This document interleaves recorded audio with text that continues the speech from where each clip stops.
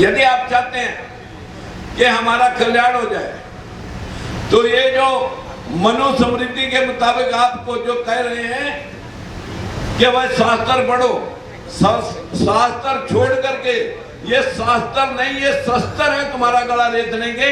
संविधान पढ़ लो, शास्त्रों को छोड़ दो। जिन शास्त्रों में तुम्हें स्वर्ग और नरक के सपने दिखाए जाते हैं, ये तरक्की के रास्ते दिखाए जाते हैं। आप सभी से उम्मीद करता हूं कि ये देश अंधविश्वास के नाम से लूट रहा है। ये देश, इस अंधविश्वास की जड़ें इतनी गहरी हैं कि यहाँ से सुनने के बाद भी जाकर के हमें डर लगने लग जाता है कि कहीं कोई देवी देवता हमारा सर्वनाश न कर दे।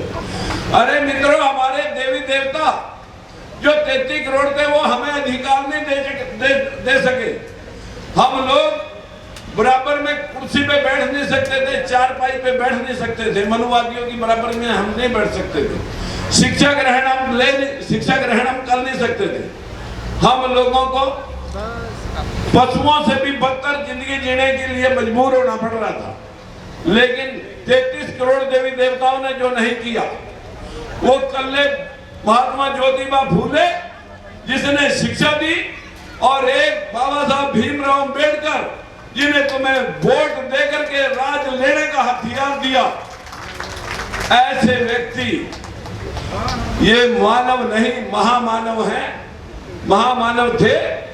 और मैं सभी साथियों से विनती करना चाहूंगा कि बहुत ये देश जो गौतम बुद्ध ने इस दुनिया को संदेश दिया था कि चोरी, नशा, झूठ, अनैतिक व्यभिचार, बिना वजह हत्या, ये पंचशील, शील का मतलब पाबंदियां। किसी की दुकान सील होगी, मकान सील हो गया। सील का मतलब पाबंदी, 5 पाबंदियां, नशा, चोरी, झूठ, अनैतिक व्यभिचार, बिना वजह हत्या। इन बातों को मानकर बराबरी के लिए जो काम करे, साथियों, उस आदमी को महापुरुष जीते जी और मरने के पश्चात लोगों ने भगवान मानना। चाहे कबीरदास है, रविदास है, गुरु नानक देव है, गुरु गोविंद सिंह है, गुरु तेग बहादुर है, ईसा मसीह है, सोक्रेटिस है, पैगंबर मोहम्मद साहब है, जितने भी महापुरुष हुए जिन्होंने मानवता के लिए काम किया, साथियों, उनको जाने के बाद दुनिया ने भगवान माना। लेकिन रहते रहते नहीं माना। आज हमारे बाबा साहब हमारे बीच में भले ना हो, लेकिन उनकी प्रतिमूर्ति हमारे बीच में है। एक दिन मथुरा वृंदावन से 20-30 लोग मेरे पास आए इंटरव्यू लेने के लिए। मैंने कहा, भाई तुम तो शास्त्रों के ज्ञाता हो, ये पूरा देश स्वर्ग में जाना चाहता है, कोई भी व्यक्ति नरक में जाना नहीं चाहता, और सभी ने अपने माँ बापों के आगे स्वर्गीय लिखा हुआ है। मुझे लगता है अभी तक कोई नरक में गया भी नहीं होगा। मैं भी स्वर्ग देख के आना चाहता हूँ जाने से पहले। कहीं से रास्ता जा रहा हो, क्या मेरे को बताएंगे? बोला जी बता देंगे। मैंने कहा, पर पहला मेरे को यह बताना पड़ेगा कि मैं पिछले जीवन में और मौजूदा जीवन में स्वर्ग में था या हूं, पहले ये बताना पड़ेगा। बोला जी ये तो हम पिछला तो बता नहीं सकते, अगला रास्ता आपको जरूर बताएंगे। मैंने कहा, भाई अगला क्यों मैं मान लूं आपका? जो पिछला जो हो चुका है उसे तुम बता नहीं सकते, अगला मैं कैसे मान लूं कि ये आप सही बोल रहे हो या सच बोल रहे हो, झूठ बोल रहे हो? मैंने कहा, पर मैं बता देता हूँ स्वर्ग नरक की, मैं पिछले जीवन में स्वर्ग में था या नरक में? बोले जी बताओ। मैंने कहा, मेरी उम्र 70 साल, 70 साल पहले कहाँ था? अपनी माँ के गर्भ में। ये अंडरस्टूड है, इतना तो कन्फर्म है सबको। कहाँ से आया? बाप के मिलने से। उससे पहले मैं अपने बाप के खून में, शुक्राणुओं में था। शुक्राणु कहाँ से बने? खून से। खून कहाँ से आया? रोटी से। रोटी कहाँ से आई? अनाज के पेड़ पौधे से। अनाज का पेड़ पौधा कहाँ से आया? अनाज का पेड़ पौधा कहाँ से आया? जब 5 तत्व जिनको हम भगवान कहते हैं, जिनसे सृष्टि का निर्माण होता है। गौतम बुद्ध ने कहा कोई आत्मा या परमात्मा नहीं है, ये पंच तत्व है जिनको आप भगवान मानते हो। ये पंच तत्व ही सृष्टि के वाहक है, ये पंच तत्व ही सृष्टि का निर्माण करते हैं। वैसे भूमि, जैसे गगन, वैसे वायु, ऐसे अग्नि, और न से नीर। भय गय वह ए न भगवान, जिसको हम कहते हैं कण कण में व्यापक है। हवा है दिखती नहीं, गर्मी है दिखती नहीं, अंतरिक्ष है दिखता नहीं, पानी और मिट्टी दिखते हैं, लेकिन पानी को भी उंगली डुबो करके देखना पड़ेगा गर्म है या ठंडा है। साथियों, ये पंच तत्व मैंने कहा मैं उस पेड़ पौधे से पहले इन पांचों तत्वों में था, मिट्टी में, पानी में, अग्नि में, वायु में, ब्रह्मांड में।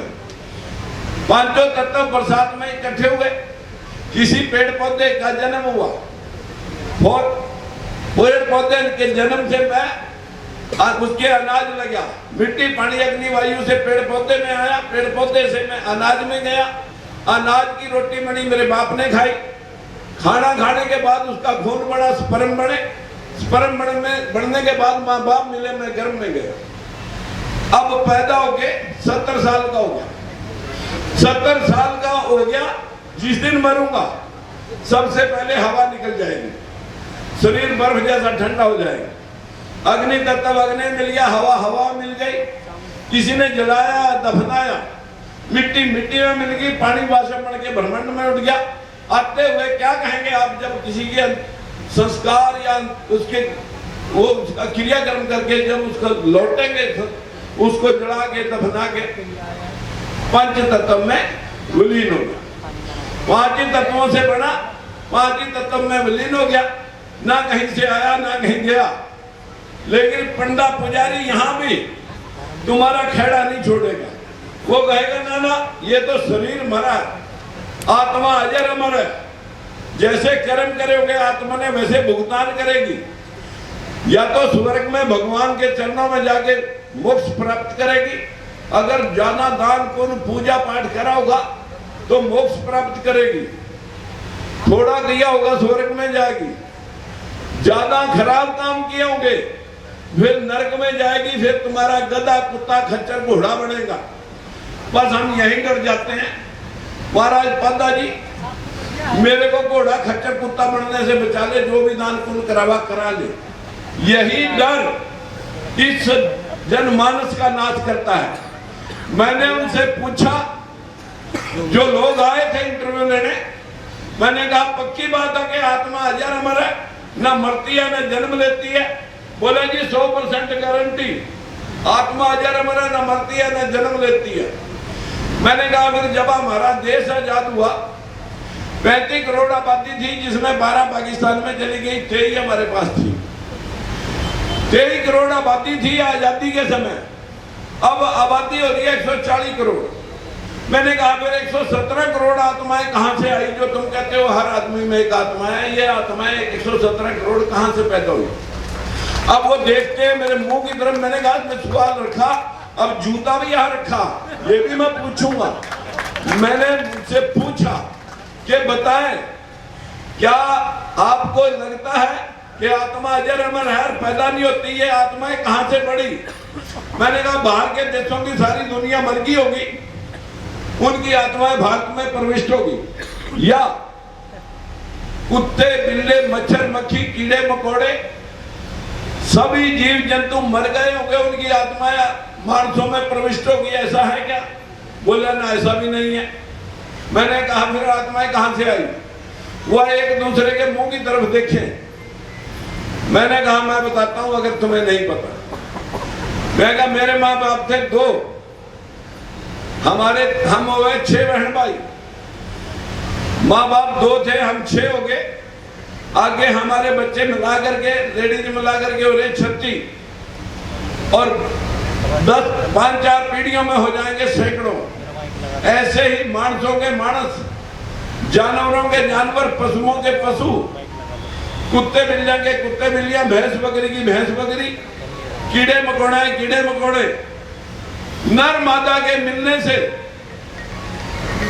या बैक्टीरिया से, जब ये पृथ्वी सूर्य टूट के अलग हुई थी तो बैक्टीरिया से जब पानी सड़ा, इसी ग्राउंड में पानी भर के खड़ा कर दो, बीज डालने की लोड़ नहीं, 1 साल खड़ा रहने दो, मछलियां, कोकरू, सांप, मेंढक, दुनिया भर के जीव जंतु इसमें पैदा हो जाएंगे।